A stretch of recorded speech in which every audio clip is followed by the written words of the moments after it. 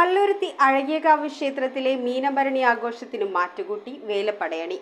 വലിയൊരു ജനവിഭാഗത്തിന്റെ പ്രധാന ഉത്സവമായിരുന്ന മീനഭരണിയുടെ നിറം മങ്ങുന്ന ഈ കാലത്ത് പൊലിമ ചോരാതെ ആഘോഷിച്ചു വരികയാണ് പള്ളുരുത്തി നിവാസികൾ. കേരളത്തിലെ ഭഗവതി ക്ഷേത്രങ്ങളിൽ വിശേഷപൂർവ്വം ആചരിച്ചു വരുന്ന ഒരു ദിവസമാണ് മീനമാസത്തിലെ മീനഭരണി. സൂര്യൻ മീനം രാശിയിൽ പ്രവേശിക്കുന്ന ഈ ദിവസം ഭദ്രകാളി അധർമ്മത്തിനു മേൽ വിജയം നേടിയെന്നാണ് സങ്കല്പം. ഒരു ഗ്രാമത്തിലെ മൊത്തം ജനങ്ങളെയും വസൂരിയിൽ നിന്നും മറ്റും രക്ഷിക്കുന്നതിനായാണ് പടയണി നടത്തിവരുന്നത്. അതുകൊണ്ട് തന്നെ നാനാജാതി മതസ്ഥരുടെയും പങ്കാളിത്തം നമുക്കിവിടെ കാണാം. പള്ളുരുത്തി അഴകിയകാവ് ഭഗവതി ക്ഷേത്രമാണ് ചൂട്ടുപടയണിയും ദേശത്താലവുമായി മീനഭരണിയെ വരവേറ്റത്.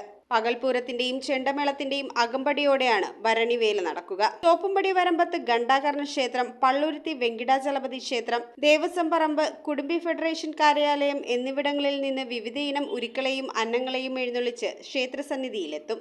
ആദ്യകാലത്ത് 5 കരക്കാർ നടത്തിയിരുന്ന വേലപ്പടയണി ഇന്ന് 2 ചേരുവാരമായി തിരിഞ്ഞ് 2 പ്രദേശമാണ് നടത്തുന്നത്. തെക്കേ ചേരുവാരവും വടക്കേ ചേരുവാരവും. ഭരണിക്ക് 408 ചൂട്ടും 428 പുത്തനുമാണ് കണക്ക്. ചൂട്ടുകളിൽ പകുതി തെക്കേ ചേരുവാരവും മറുപകുതി വടക്കേ ചേരുവാരവുമാണ് കത്തിക്കുന്നത്. പിൽക്കാലത്ത് ആർഭാടമായി നടന്നിരുന്ന ഈ ചടങ്ങിൽ അനിഷ്ട സംഭവങ്ങൾ ഉണ്ടായതിനാൽ മഹാരാജാവ് വേലപ്പടയണി നിരോധിക്കുകയുണ്ടായി. ഇന്ന് ഇതിന്റെ ലളിതമായ രൂപമാണ് നമുക്ക് കാണാൻ സാധിക്കുന്നത്. അതിനുദാഹരണമാണ് ഉരുക്കൾ എഴുന്നള്ളിപ്പ്. News bureau, Kochi. PMSCB smart mart April special offer. April 1 മുതൽ 7 വരെ സൗജന്യ പ്രിവിലേജ് കാർഡുകളിലൂടെ ബാങ്ക് അംഗങ്ങളല്ലാത്തവർക്കും ആകർഷകമായ ഓഫറുകൾ ലഭ്യമാവുന്നു. 500 രൂപയ്ക്ക് മുകളിൽ പർച്ചേസ് ചെയ്യുന്നവർക്ക് ഹോം ഡെലിവറി തികച്ചും സൗജന്യമായി ചെയ്തു കൊടുക്കുന്നു. PMSCB smart mart, 40 feet road, Palluruthy.